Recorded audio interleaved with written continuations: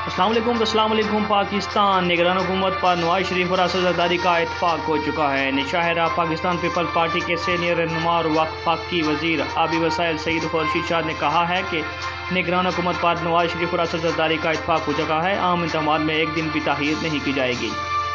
उनका कहना था कि हुकूमत इत्तेहादी आइन व कानून के मुताबिक आम इंतखाबात का इंतखाब होने में यकसू हुई है।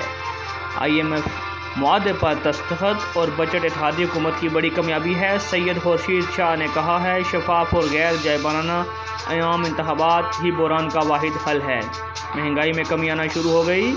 वफाकी वजीर ने कहा कि कौम को पाकिस्तान पीपल्स पार्टी ने हमेशा मायूसी से निकाला। कराची और सिंध समेत पूरे मुल्क में मुर्दमशुमारी और कायद के मुताबिक की गई। मुतहदा कौमी मूवमेंट और जमात इस्लामी के एतराज़ात दूर कर दिए गए। उनका कहना था कि हाफिज नईम के सरपरस्त से शेप ना मिलने पर सदमा है, अजीब बहकी बातें कर रहे थे। मुल्क पाकिस्तान से बहुत बड़ी खबर कि हुकूमत पर नवाज शरीफ और असद जरदारी का इत्फाक हो चुका है।